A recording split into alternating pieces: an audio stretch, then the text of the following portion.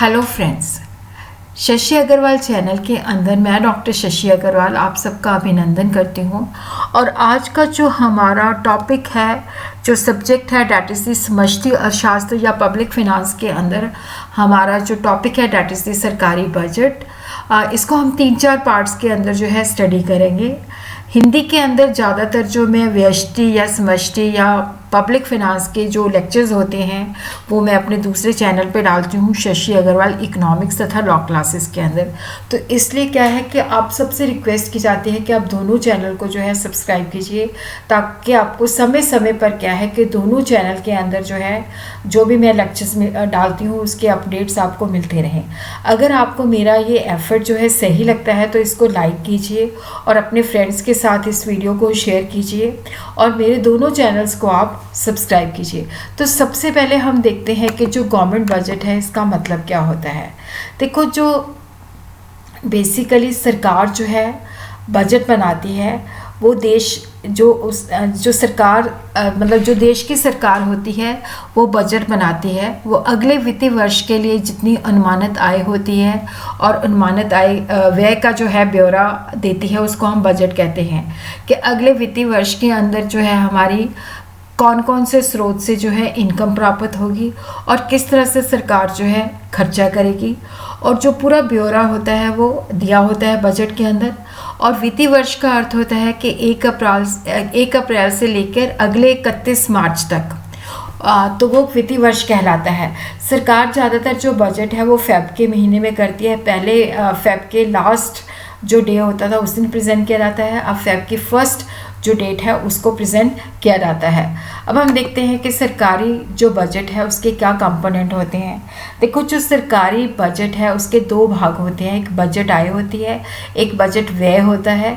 Budget आय के अंदर क्या है कि राजस्व आमदन और पूंजीगत आय होती है, और बजट व्यय के अंदर जो है राजस्व व्यय और पूंजीगत व्यय होती है। तो यहाँ पे हम अंडरस्टैंड करते हैं कि देखो, जैसे सरकारी बजट है इसके 2 कंपोनेंट होते हैं। एक बजट आय होती है जहाँ से हमें कहाँ से जो सोर्स है जहाँ से हमें इनकम प्राप्त होती है, और कहाँ पे हम जो हमने इनकम प्राप्त होती है उसको हम कहाँ पे खर्च करते हैं। और इसके जो है राजस्व प्राप्तियाँ क्या हैं और पूंजीगत प्राप्तियाँ क्या हैं। इसी तरह राजस्व जो खर्चे हैं वो कहाँ पे है, पूंजीगत खर्चे कहाँ पे है, या इसको हम करंट इनकम भी कह सकते हैं, करंट रिसीट भी कह सकते हैं, और इसको हम कैपिटल रिसीट भी कह सकते हैं, करंट एक्सपेंडिचर भी कह सकते हैं, और इसको हम कैपिटल एक्सपेंडिचर भी कह सकते हैं।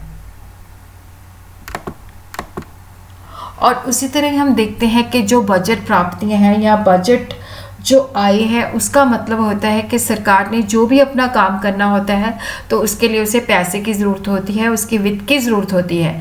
तो सरकार को वित्तीय वर्ष के दौरान जो भी स्रोत से अनुमानित जैसे टैक्स से प्राप्त होता है, अनुदान से प्राप्त होता है, जुर्माने से प्राप्त होता है, उपहार से होता है, सरकार जो अपना बिजनेस खोलती है, या सरकार लोगों से जो है ऋण लेके, लोगों से या बाहर से भी ऋण लेके जो है प्राप्त करती है। हमारे संविधान की जो धारा 112 है उसके अंतर्गत बचत आय के जो है 2 घटक होते हैं, 2 कंपोनेंट होते हैं। एक राजस्व आय होती है, एक पूंजीगत आय होती है। राजस्व आय या आगम प्राप्तियां जो होती हैं, देखो वो आय होती है ना तो कोई लाइबिलिटी बढ़ाती है और ना ही कोई एसेट में कमी आती है। देखो, जो हमारी राजस्व इनकम होती है इसका अर्थ है सरकार को इसे लौटाना नहीं होता, ना ही, क्योंकि देखो जब सरकार जो है टैक्स लेती है तो टैक्स लेने से ना तो कोई लाइबिलिटी बढ़ती है, क्योंकि हमने जब टैक्स लगाते हैं लोगों से हम टैक्स कलेक्ट करते हैं तो वो हमने उनको वापस नहीं करना होता, और ना ही उससे हमारे कोई एसेट कम होते हैं। सरकार की कोई भी चीज़ उससे कम नहीं होती।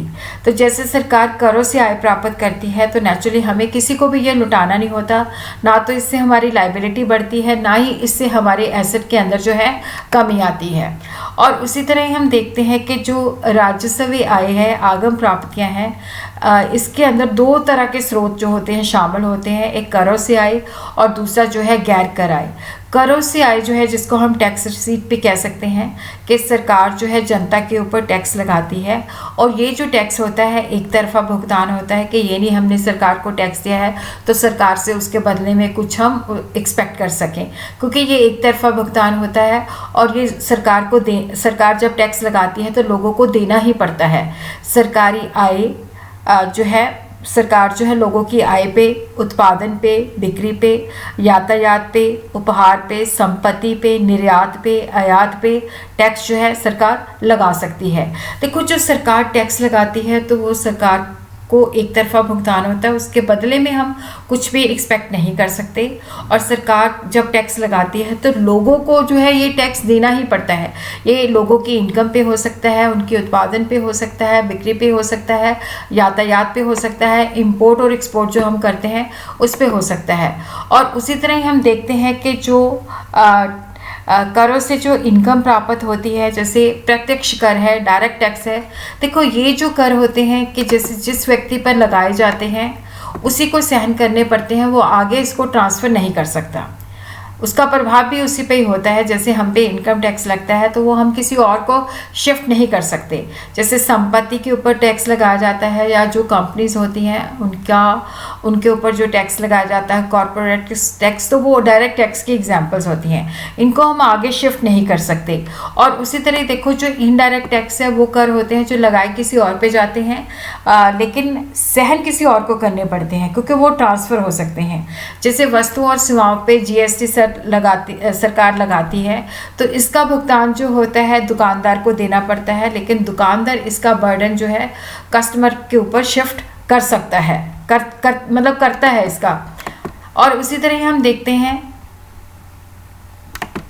प्रगतिशील कर, जैसे हम कह देते हैं प्रोग्रेसिव टैक्स, तो ये वो कर होते हैं जैसे जैसे हमारी आय बढ़ती जाती है तो हमारे ऊपर टैक्स का बोझ भी बढ़ता रहता है। तो जिनकी आय कम होती है उनको कम टैक्स देना पड़ता है, जिनकी इनकम ज़्यादा होती है उनको ज़्यादा टैक्स लगाना पड़ता है। जब देश के अंदर इनकम की इनक्वालिटीज़, आय की समानता ज़्यादा होती है तो हम प्रगतिशील जो टैक्स प्रोग्रेसिव टैक्सेशन सिस्टम जो है, प्रोग्रेसिव टैक्स लगाए जाते हैं।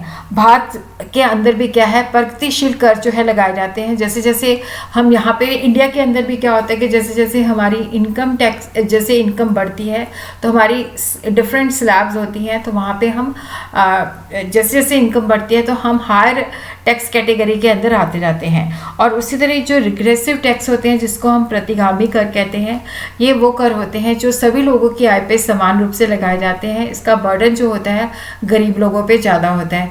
अब जैसे मान लो मेरी इनकम 10,000 है, किसी की 1 लाख है, तो मेरे पे भी 10% है, उस पर भी 10% है।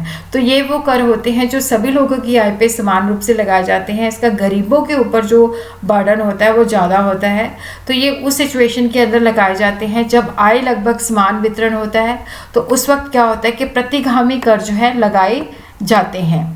और उसी तरह हम नेक्स्ट देखते हैं कि वजन के अनुसार जो है कर लगाए जाते हैं, कि जैसे वजन तोल के जो वजन होता है उसके मुताबिक जो है टैक्स लगाया जाता है।